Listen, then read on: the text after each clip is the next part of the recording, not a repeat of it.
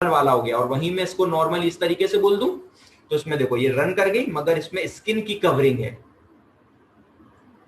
Skin की इस पे स्पिन गया, तो ये थोड़ा लेस कैसा हो गया, उससे कम खतरनाक हो गया। क्यों? क्योंकि यहाँ इन्फेक्शन के चांसेस मिनिमम हो गए ना। कोई चीज अगर एनवायरमेंट के कांटेक्ट में नहीं है तो स्किन के चांसेस भी तो कम हो गए। तो वहां पर इन्फेक्शन, क्योंकि देखो सबसे ज्यादा जो डेथ का रीजन, हजारों बीमारी लग जाए लेकिन इन्फेक्शन ना बहुत बड़ा डेथ का रीजन बन जाता है। तो spinal canal is open along several vertebra in the lower और मिडिल बैक। अब इसका इसमें क्या कहने का मतलब है, हम बात करके आ गए ओकल्टा वाला S1 है, ठीक है, और जो मेनिंगोसील है वो आपका लंबोसेक्रल है, और जो माइलोमेनिंगोसील है ये वाला आपका कहीं भी हो सकता है, कहीं भी मतलब ये आपका थोरेसिक में भी हो सकता है यानी मिडिल बैक में भी, लोअर में भी हो सकता है यानी लंबर में भी, सेक्रम के रीजन पे ये नहीं होता। तो कहा लोअर बैक पे, समझ लो वर्टिब्रा इन द लोअर और मिडिल बैक, यानी ये थोरेसिक और लंबर के रीजन पर ये होता है, ठीक है। ये साइड से याद करना बहुत इंपॉर्टेंट है, ठीक है। These membranes and spinal nerve also push through this opening at birth। क्या हो गया, वो ये देखो तो होनी तो तीनों चीजें बर्थ से ही है, इसमें बर्थ से ही क्या हुआ कि इसमें स्पाइनल नर्व भी अब इन्वॉल्व हो गई। Also push through the opening at birth forming a sac on the baby's back. Sac उसमें भी बन रहा था मगर इसमें अब स्पाइनल कॉर्ड भी आ गई, ठीक है। Typically exposing tissue and nerve. Typically तो यही है कि टिश्यूज नर्व सब दिखने, मगर कभी कभी स्किन भी आ जाती है, वो हम आगे पढ़ेंगे। This makes the baby prone to life threatening. कब? क्योंकि इन्फेक्शन बहुत बड़ा रीजन बन जाएगा यहाँ। साइन सिम्टम्स क्या दिखेंगे, spinal canal remain open along several vertebra in the lower और मिडिल बैक। यानी इनका कहने का मतलब है जो स्पाइनल कैनाल है वो ओपन हो सकती है बहुत सारे रीजंस पर, लोअर और मिडिल बैक। यानी जो मेनिंगोसील वाला जरूरी नहीं है एक पॉइंट पर भी हो, 2 पॉइंट पर भी हो सकता है, क्योंकि इसमें जो प्रोटेक्टिव मैकेनिज्म है वो पूरी तरीके से खत्म हो गई है। तो बोथ दी मेम्ब्रेन्स, मेम्ब्रेन्स की यहाँ कौन सी मेम्ब्रेन, जो अपन बात कर रहे थे meninges, both the membranes and the spinal cord और नर्व प्रोट्रूडेड बाहर आ जाती है at birth forming a sac. जो सैक बन रहा है इसमें मेनिंजेस वगैरह सब बाहर आ जाती है, स्पाइनल कॉर्ड भी, और tissue and nerve usually are exposed through sometime skin cover the sac. यही मैंने आपसे बात करी थी। ये कहां, ये भी मैंने आपको बोला मिडिल और, लेकिन ये भी 80% कॉमन का है लंबोसेक्रल रीजन पे भी, ठीक है। लेकिन ये थोरेसिक पे भी आपको देखने को मिल सकता है और लंबर पे भी मिल सकता है, मगर ओकल्टा और मेनिंजियोसील वाला थोरेसिक के पार्ट पे कहीं देखने को नहीं मिल रहा था, मगर ये मिडिल वाले पार्ट में आपको देखने को मिल जाता है। मगर फिर भी इसकी जो कॉमन साइट है वो लंबोसेक्रल ही है, यानी तीनों की तीनों जो मोस्ट कॉमन साइड है उनकी वो लंबोसेक्रल ही है, मगर ये आपको थोरेसिक पे भी वाले पार्ट पे भी देखने को मिल सकता है। नेक्स्ट क्या क्या कॉज हो सकते हैं, वो ही देखो अब मैंने आपको पहले बता दिया 80% कॉज तो मैंने आपको बता दिया, क्या, deficiency of folic acid, folic acid. दूसरा जेनेटिक, जेनेटिक देखो हम कितनी भी पढ़ रहे हैं जेनेटिक तो कॉज होना ही होना है, 10% कॉज हो जाता है जेनेटिक। ये अगर किसी को रन करते आ रहा है तो genetic combination of genetic and involve factor risk factors ये कॉज कर सकते हैं। फैमिली हिस्ट्री 10% करती है, और सबसे बड़ा 80% करता है फॉलिक एसिड, और 10% और ऐसे रीजंस हैं जो करते हैं क्या, कि कुछ ऐसी मेडिकेशंस हैं, कुछ ऐसी दवाइयां हैं जो हम प्रेगनेंसी के टाइम पे ले लेते हैं, या कुछ ना कुछ हम ऐसी गड़बड़ कर देते हैं। बहुत सारे रीजन आने वाले हैं उन 10% के अंदर, और उन सारे रीजन को भी अपन एक एक करके एक्सप्लेन करेंगे। 80% वाला मैंने आपको समझा दिया, फॉलिक एसिड डिफिशियंसी किसकी वजह से, कि फॉलिक एसिड कमी हो, विटामिन कौन सी, B9 और 12। 10% बता दिया फैमिली से आगे। अब ये इस 10% को अपन थोड़ा डीप में पढ़ेंगे कि कौन कौन से और रीजन कर सकते हैं। तो कॉज क्या हो गया, कॉम्बिनेशन हो गया, फैमिली हिस्ट्री हो गई, plus defect and folic deficiency. अब जो कॉज है वही रिस्क फैक्टर होते हैं। देखो यही तो बढ़ाने की टेक्निक, अगर मार्क्स लाने हैं आप कितनी भी बड़े अगर ऐसे फॉर्म में लिखाओगे ना, कोई 4-5 पेज भर दो, नंबर उतने ही मिलने हैं, और उसी को आप 4-5 पेज को मिनिमम टू मिनिमम को अगर आप हेडिंग डाल के लिख रहे हो कि इसमें साइड में मैंने क्या लिखा कि एक लाइन ही तो जोड़ दी, मगर आपने एक हेडिंग डाल के उसके अंदर लिखा तो तुरंत उस जो चेक कर रहा है उसको समझ आ जाता है कि हाँ आपको पता है, आपने हेडिंग कवर करी है, यानी आपको सब कुछ पता है। इतना अंदर डीप में कोई नहीं पढ़ता। अगर आपको भी एक नोटबुक दे दें और आपने लाइन टू लाइन लिख दी है, कोई नहीं पढ़ेगा। अगर आपने उसी चीज को हेडिंग वाइज लिखा है तो मैं हेडिंग आप ऊपर की पढ़ते जाएंगे और ये समझते जाएंगे अच्छा इसको पता है। अगर ये हेडिंग कवर कर रहा है तो और सबसे चीज हेडिंग वाइज में लिखो, फिर पॉइंट वाइज में लिखो। देखो जैसे साइंस लिखे तो मैंने 3 पॉइंट वाइज में लिखा, मैंने कोई एकदम पैराग्राफ नहीं चला दिया, पहले हेडिंग फिर पॉइंट, और बहुत जितनी हो सके मैक्सिमम हेडिंग्स कवर करो, क्योंकि सब हेडिंग एक दूसरे से बनती हैं। जो कॉज है वही तो रिस्क फैक्टर हो गया। रिस्क फैक्टर क्या होता है कि इनकी वजह से हो सकता है। तो क्या क्या रिस्क फैक्टर हो गया? फॉलेट डिफिशियंसी, अगर कमी हो गई तो फैमिली हिस्ट्री। अब हम 10% में आते हैं। क्या क्या? एक मेडिकेशन। कौन सी medication? Anti seizure medicine. Starting में प्रेगनेंसी के स्टार्टिंग में इतने ज्यादा हार्मोनल चेंजेस होते हैं कि थोड़े बहुत सीजर्स आते हैं, उनको रोकने के लिए एंटी सीजर्स मेडिकेशन दी जाती हैं, मगर ये जनरली नहीं करती है, मगर कुछ लोगों में कर जाती हैं। कौन सी एंटी सीजर्स मेडिसिन होती हैं? आपकी एंटी सीजर्स मेडिसिन होती है गाबापेंटिन, लेमोट्रिग्रिन। ये आपने सेकंड ईयर में पढ़ के आओगे, एंटी सीजर्स वाले में सेकंड ईयर में फार्मा में पढ़ा है। गाबापेंटिन, लेमोग्रिन, ये सब क्या है? ये एंटी सीजर्स मेडिसिन सीजर्स को कंट्रोल करती है, मगर सीजर्स को तो कंट्रोल कर रही है, मगर ये न्यूरल ट्यूब को भी डिफेक्ट कर जाती है। कैसे कर जाती है? उसका सबसे बड़ा रीजन है कि ये मेडिकेशन, ये मेडिसिन है, ये बॉडी के अंदर जो फॉलिक एसिड बन रहा है उसको, या आप बाहर से दे रहे उसको यूज नहीं होने देती ये बॉडी के अंदर। तो मैं मेडिकेशन में आपको क्या बता रहा था कि जो मैंने एंटी सीजर्स मेडिसिन बोली थी, जिसके अंदर दो मेडिसिन मैंने आपको बताई थी, गाबापेंटिन और लेमोट्रिग्रिन। ये करती क्या है? ये क्या ऐसा रीजन हो जाता है? ये वाली मेडिसिन बॉडी के अंदर, जो बॉडी के अंदर नॉर्मल फॉलिक एसिड भी बन रहा है, प्लस जो आप बाहर से फॉलिक एसिड देते भी हो, तो जो बॉडी के अंदर एबिलिटी होती है इसको यूज करने की, उसको कम कर देती है। और अगर इसको यूज नहीं कर पाएगी तो फिर आप जानते हो क्या होना है? न्यूरल ट्यूब डिफेक्ट तो होना ही है। क्या लिखा? एज दीज मेडिसिन में interfere with the body's ability to cause folate and folic acid. ठीक है। अब दूसरा डायबिटीज। डायबिटीज कैसे हो सकता है? बहुत बड़ा पॉइंट है कि डायबिटीज क्यों हो रहा है, क्या रीजन है डायबिटीज? इसका रीजन होने का मतलब इन प्रेगनेंसी में lead to span of death of child, इतना लिखा है, लेकिन इसको समझने की कोशिश करते हैं। एक रिसर्च से पता चला है कि मदर्स के अंदर, देखो ये तो आप जानते हो कि 90% मदर्स के अंदर डायबिटीज हो जाती है एट ड्यूरिंग प्रेगनेंसी। उसको क्या बोलते हैं? Gestational diabetes. गेस्टेशनल पीरियड होता है ना, उसको गेस्टेशनल डायबिटीज। और वो डायबिटीज ठीक हो जाती है कब? जब प्रेगनेंसी जैसे हुई उसमें विद इन 4 to 5 मंथ ये डायबिटीज ऑटोमेटिक ठीक भी हो जाती है। अभी माइंड में आना चाहिए, जैसे मैं आपको बताऊं कि वो डायबिटीज क्यों होती है। वो डायबिटीज इसलिए होती है क्योंकि बॉडी में उस टाइम का एक बेबी भी आ गया, तो उसको पता है कि उस टाइम पे ग्लूकोज क्या एनर्जी बनाता है। बॉडी में उस टाइम एनर्जी की डिमांड बहुत ज्यादा होती है, चाहिए होती है।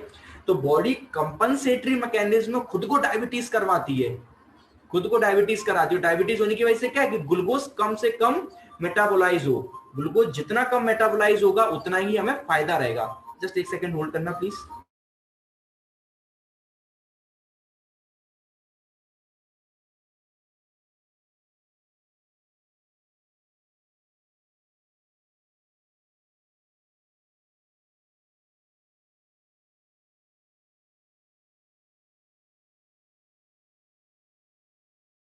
तो मैं क्या बोल रहा था आपसे कि जो गेस्टेशनल डायबिटीज है वो क्यों होती है? वो इसलिए होती है क्योंकि बॉडी में डायबिटीज होने से होता क्या है, ग्लूकोज की क्वांटिटी बढ़ जाती है।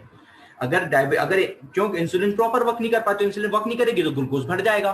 तो बॉडी में उस टाइम पे ग्लूकोज, बॉडी खुद जानबूझ के अपना ग्लूकोज बढ़ा रही होती है। क्यों? क्योंकि हमें पता है ग्लूकोज क्या करता है, एनर्जी को बनाता है। ग्लूकोज एनर्जी कन्वर्ट होता है ना, अगर आपने ग्लाइकोलिसिस पढ़ी है तो ग्लूकोज कन्वर्ट होता है पायरुविक एसिड में, फिर आगे वो जाके एनर्जी। तो उसी के लिए बॉडी खुद जानबूझ के अपने आप को डायबिटीज करती है कि ग्लूकोज बढ़ जाए, मगर कभी कभी वो ही आपको प्रॉब्लम क्रिएट कर देती है। क्यों कर देती है?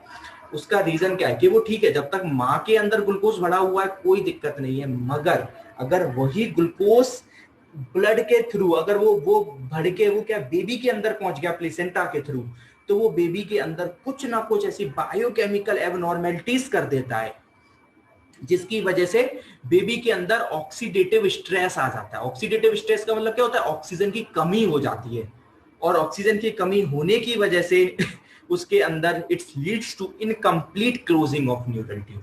अगर मैं बोलूं कि research said if mother has high glucose in blood has been found to lead in the embryo, अगर वही ग्लूकोज एम्ब्रियो के अंदर चला गया तो क्या causing biochemical abnormalities that increase oxidative stress. वो क्या ऑक्सीडेटिव स्ट्रेस को इंक्रीज कर देता है, ऑक्सीजन की कमी हो गई, and it's lead to incomplete closing of neural tube. ये रीजन डायबिटीज का देखा गया है। फिर ओबेस का क्या देखा गया? और ओबेस में भी ध्यान रखना प्री प्रेगनेंसी ओबेसिटी, क्योंकि प्रेगनेंसी के देखो अभी आपसे पूछ सकते हैं कि प्रेगनेंसी के देखो विद इन 3 मंथ्स तो आपको स्टार्टिंग के 1-2 महीने तक तो नजर भी नहीं आता कि फीमेल प्रेग्नेंट है भी कि नहीं। 3 मंथ्स के बाद एब्डोमेन का साइज बढ़ता है, तो ओबेस होना नेचुरल बात है, क्योंकि वो आप समझ रहे हैं। लेकिन ओबेस में अगर प्री प्रेगनेंसी, ओबेस का मतलब क्या है कि ड्यूरिंग कॉन्सेप्शन के टाइम पे अगर फीमेल क्या है, फीमेल के टाइम पे ओबेस है, तो वो बहुत बड़ा रीजन बन जाता है किसका, न्यूरल ट्यूब डिफेक्ट्स का। तो ओबेस के अंदर भी इसके आप क्या होगे, at high risk during conception, pregnancy के टाइम पे, प्रेगनेंसी के जब कॉन्सेप्शन का पीरियड है तब, at high risk during conception, increase risk structural birth defect, mostly neural tube defect. तो ओबेस में को भी कौन सा, प्री प्रेगनेंसी। लास्ट वन है इंक्रीज्ड बॉडी टेम्परेचर।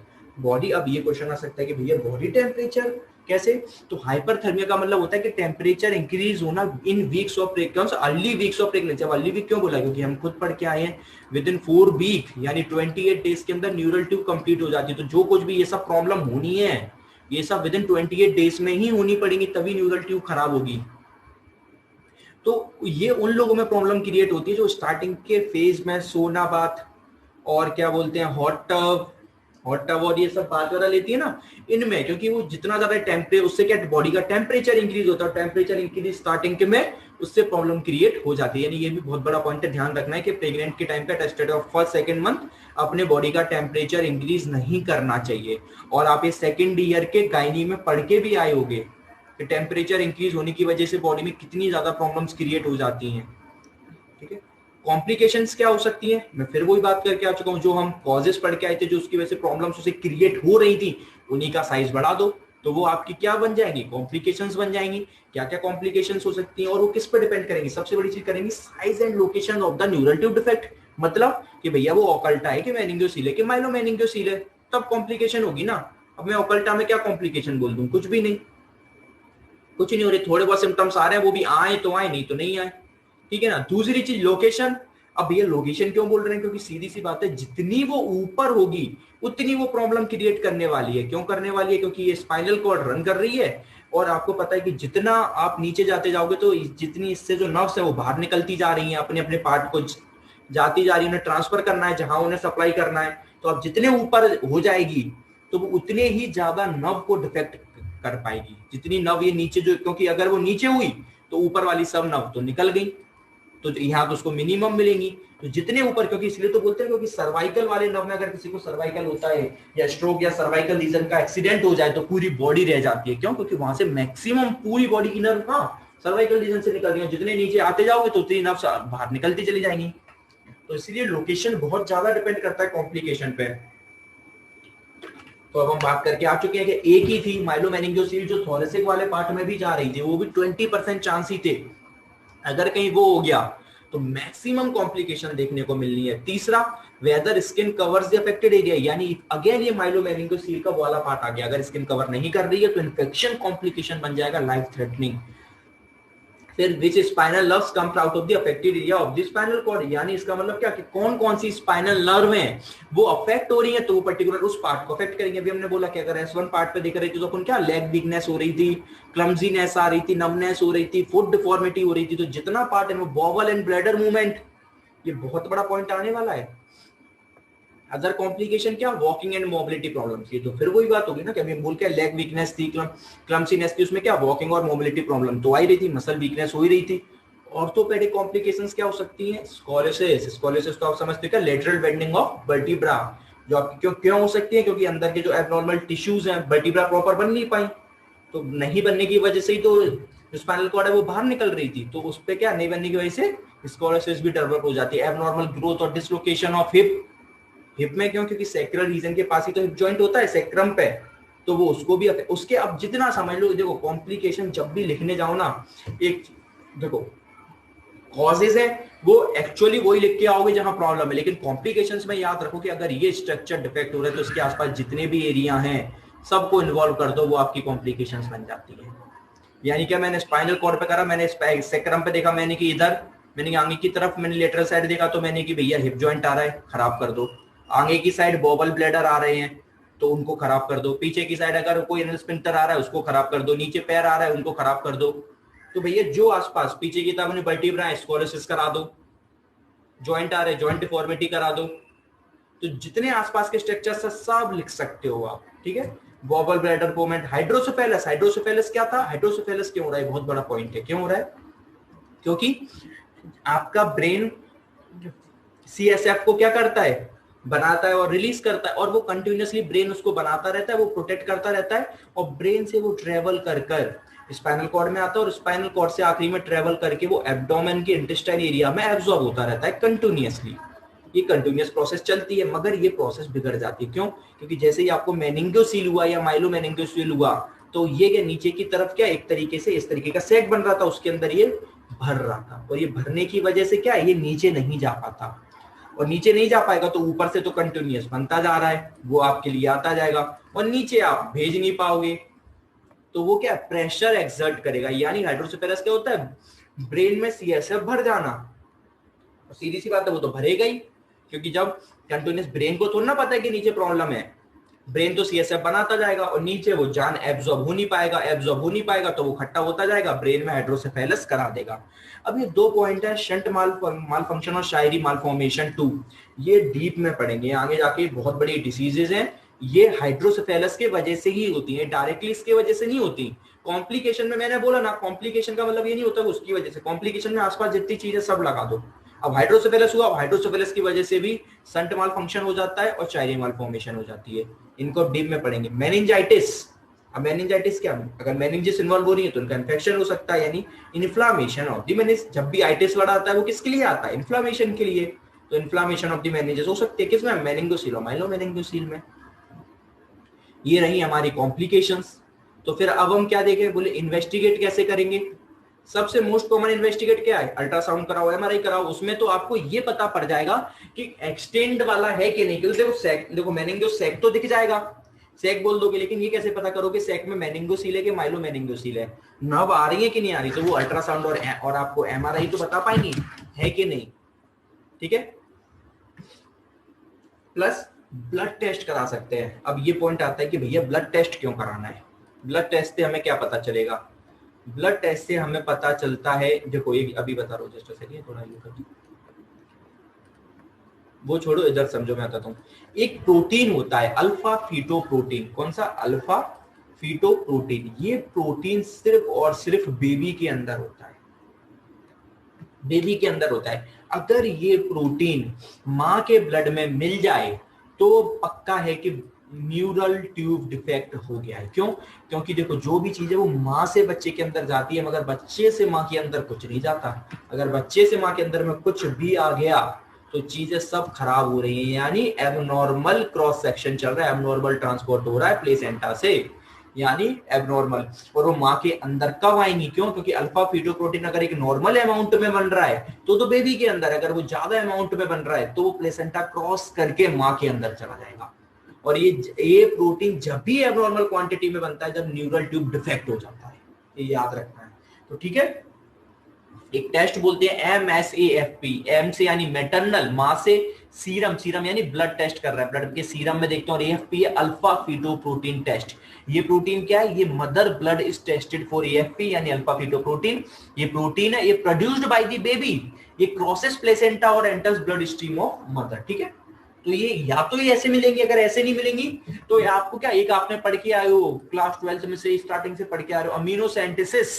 अमीनोसेंटेसिस क्या होता है कि ये हमारा एम्ब्रियो होता है, और एम्ब्रियो से एक आउटर कवरिंग उसको कवर के प्रोटेक्ट करके रखती है, जिसके अंदर भरा क्या होता है, एमनियोटिक फ्लूइड भर के रहता है हमेशा, जो उसको प्रोटेक्ट करके रखता है। और आपको पता है जितनी भी जेनेटिक प्रॉब्लम हो, कुछ भी हो, ये और ये आपको, या फिर इनकेस आप पढ़ के भी आए हो कि क्लास 12 के एनसीईआरटी में लिखा भी है कि अगर बेबी का सेक्स पता, मतलब ऐसा हम पता कर सकते हैं, लेकिन इससे करना नहीं होता। इम्यूनिटी फ्लूइड से सब पता चल जाता है कि कोई जेनेटिक प्रॉब्लम है या कुछ भी है, सब कुछ। तो अगर बेबी के अंदर ज्यादा प्रोटीन हो रहा है तो वो इस इम्यूनिटी फ्लूइड में भी आ जाता है।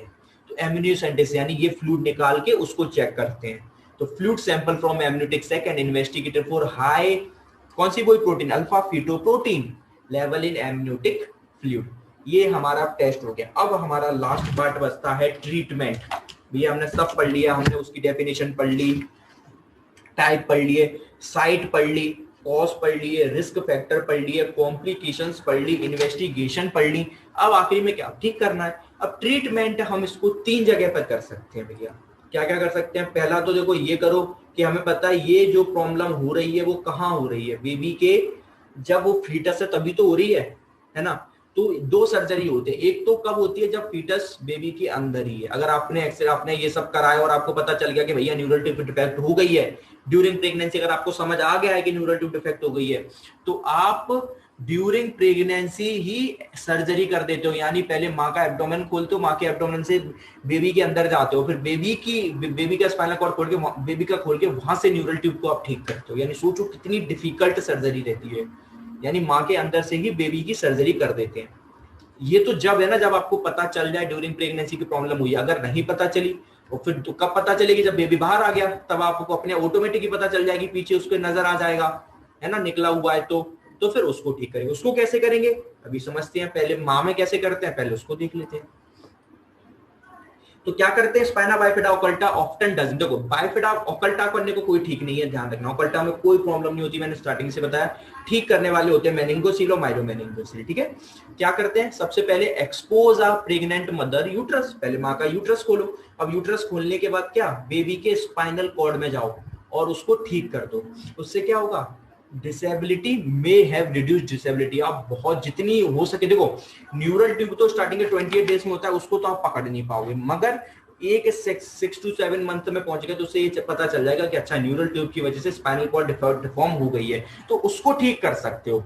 तो वो क्या जरूरी नहीं है वो 100% करे, मगर आपकी कुछ ना कुछ उसकी वजह से कितनी सारी प्रॉब्लम्स होने वाली हैं, उनको आप मिनिमम कर सकते हो, उनको आप मिनिमम कर सकते हो कम से कम। यानी क्या, मे हैव रिड्यूस्ड डिसेबिलिटी, वो बच्चा डिसेबल हो जाए and to less likely to need crutches, उसको कम से कम चलने के टाइम क्रचेस और ये सब क्या, ये सब की जो प्रॉब्लम है, और प्लस हाइड्रोसेफेलस, क्योंकि हाइड्रोसेफेलस बहुत कॉमन रीजन है बच्चों की डेथ का। भैया क्यों रीजन है, देखो सीधी सी बात है, हम स्टार्टिंग से पढ़ते आ रहे हैं, ये क्रेनियम है जो आउटर है, ये मेनिंजेस है, ये हमारा अंदर ब्रेन रखा हुआ है, और ये सीएसएफ भरा हुआ है। अगर अब ये कंटिन्यूअसली सीएसएफ भरता जाएगा तो ये क्या, बाहर की तरफ प्रेशर लगाएगा, मगर आपको तो पता है क्रेनियम कितना मजबूत है, तो वो तो बाहर हो नहीं पाएगा, तो क्रेनियम इधर से प्रेशर लगाएगा और ये पूरा ब्रेन को डिफॉर्म कर देगा, ब्रेन को दबाएगा। तो हमें हाइड्रोसेफेलस ये पढ़ना बहुत इंपॉर्टेंट है, हाइड्रोसेफेलस एग्जाम में आता है हाइड्रोसेफेलस, न्यूरोसर्जरी का पहला टॉपिक ही हाइड्रोसेफेलस है। ठीक है, तो उससे प्रॉब्लम क्या हो जाती है, ये प्रॉब्लम क्रिएट हो जाती है, ब्रेन बहुत सारी प्रॉब्लम क्रिएट होती है। वो हाइड्रोसेफेलस जब कंप्लीट पढ़ेंगे तब मैं आपको उस बारे में बताऊंगा कि और हाइड्रोसेफेलस के बारे में क्या क्या है, चायरी मालफॉर्मेशन भी बताऊंगा, वो भी बहुत इंपॉर्टेंट है। सर्जरी में सारे ऐसे टॉपिक है जो आपने कभी नहीं पढ़े होंगे। दूसरा, सर्जरी आफ्टर बर्थ, अभी ये तो बिफोर बर्थ थी, ठीक है भैया, आफ्टर बर्थ क्या करोगे, आफ्टर बर्थ में देखो फिर वही बात, ओकल्टा से छेड़छाड़ नहीं करनी, ओकल्टा की कोई जरूरत नहीं है, तो फिर क्या करेंगे, बोले मेनिंजोसील में क्या कर सकते हैं, बोले मेनिंजोसील में तो सिर्फ मेनिंजेस बाहर आई थी, तो हम भैया उस सैक को, उस जो सैक था इसको सर्जरी से काट देंगे, फ्लूइड बाहर निकाल लेंगे और उस क्या मेनिंजेस को दोबारा अंदर एंटर कर देंगे, बोले वापस जाओ अंदर, और ऊपर से मसल्स या टिश्यूज के लगा के उनको पैक कर देंगे, तो क्या बिल्कुल ठीक हो गया, नॉर्मल हो गया। अगर इनकेस ये नहीं कर पाते हैं, तो अगर हाइड्रोसेफेलस हो गया तो ठीक है, हाइड्रोसेफेलस हो गया तो क्या करेंगे, तो जब हाइड्रोसेफेलस पढ़ेंगे उसकी ट्रीटमेंट में एक बहुत बड़ा इंपॉर्टेंट पार्ट आएगा, कौन सा, एक शंट बोलते हैं, उस शंट का नाम होता है वेंट्रिक्यूलर शंट। ये वेंट्रिकुलर शंट फिर क्या होता है, ये कुछ नहीं है, अलग से पूरा शंट का मतलब होता है पाइप, एक अलग से एक रास्ता बना देते हैं, शंट एक अलग से रास्ता होता है, हम एक पाइप डाल देते हैं, जो पाइप ब्रेन से कनेक्ट रहता है, ये ब्रेन से कनेक्ट है, और ये जाके एंड होता है कहाँ, पेरिटोनियम ऑफ द एब्डोमेन या इंटेस्टाइन, जो हमारा एब्डोमेन है ना और इंटेस्टाइन, क्योंकि मैंने अभी बताया यहीं पे आके एब्जॉर्ब होना है, तो जितना ज्यादा ये यहाँ तो देखो वो तो कंटिन्यूअस बनना ही है, तो क्या करें, तो भैया इस फ्लूइड को इस अलग एक रास्ता बना दिया, इसके थ्रू एब्जॉर्ब करवाने लग जाते हैं, और क्या करें। तो जब हाइड्रोसेफेलस पढ़ोगे उसमें भी ये सबसे कॉमन ट्रीटमेंट है हाइड्रोसेफेलस का, वैसे तो बहुत सारे ट्रीटमेंट है मगर सबसे कॉमन ट्रीटमेंट यही है, इसका नाम होता है वेंट्रिक्यूलर शंट। ये कहां से ट्रेवल करता है, ये ब्रेन से लेके एब्डोमेन के जो पेरिटोनियम होता है, पेरिटोनियम क्या होता है, एब्डोमेन की जो आउटर लेयर जो उसको एब्जॉर्ब करती है, इंटेस्टाइन की, एब्डोमेन की, उसको पेरिटोनियम हम बोलते हैं। ठीक है, तो meningosis involves surgery to put the meninges back in place and close the opening in the vertebra। वही मैंने बात करी, during the operation sometimes are shunt, 100 देखो, अब आप खुद बोलोगे यार सर ठीक कर दिया तो फिर क्यों शंट डाल रहे हो, तो कभी कभी जरूरत पड़ जाती है कि अगर आप ठीक भी कर दो फिर भी इतना प्रेशर एक्सर्ट नहीं हो पाता कि प्रॉपर नीचे सप्लाई हो पाए, तो कभी कभी अगर हाइड्रोसेफेलस एक्स्ट्रा अगर लग रहा है कि हो रहा है तो शंट डाल दो। तो इन द बेबी ब्रेन क्या करते हैं, अगर बेबी बच्चे के ब्रेन में ही होना हाइड्रोसेफेलस होते हैं, तो as the spinal cord develop normally in babies with meningocele. और देखो मेनिंगोसील वाले में हम खुद पढ़ के स्पाइनल कॉर्ड में कोई दिक्कत नहीं होती, नॉर्मल होती है उसमें, तो बस हम मेनिंगोसील को अंदर डाला, सर्जरी के थ्रू मेनिंगोसील को काटा, काटने के बाद जो बाहर की जितनी जो बाहर वाला स्ट्रक्चर था इसको अलग कर दिया, ये वाले स्ट्रक्चर्स को अंदर डाला और इनको सर्जरी के थ्रू पैक कर दिया, खत्म। एक्सपोज टिश्यू जितने भी थे उन सबको अंदर डाला और बेबी बॉडी को कवर करके मसल्स और स्किन से पैक कर दिया, खत्म। लेकिन क्या अब ये बहुत बड़ा पॉइंट आता है कि फिर माइलोमेनिंगोसील का, माइलोमेनिंगोसील 90% ट्रीट नहीं हो पाता, क्योंकि कितनी भी कोशिश कर लो नर्व से छेड़खानी करके उन्हें एंटर नहीं कर पाते, इसलिए वो बहुत लाइफ थ्रेटनिंग होती है। अगर उनमें भी कुछ ऐसी कंडीशन ओपन वाली फिर तो 99% है कि कुछ हो ही नहीं सकता। अगर ओपन वाली नहीं है फिर भी है तो हम एक कोशिश भी करते हैं कि कितना पार्ट है तो मिनिमम टू मिनिमम डैमेज, मैं ये नहीं बोल सकता मिनिमम टू मिनिमम डैमेज करके, मतलब डैमेज तो होना है फिर भी कोशिश करते हैं मिनिमम टू मिनिमम डैमेज के बाद सर्जरी हम कर सकें। यानी दो ट्रीटमेंट में क्या, दो सर्जरी वाले पार्ट हो गए, ठीक है।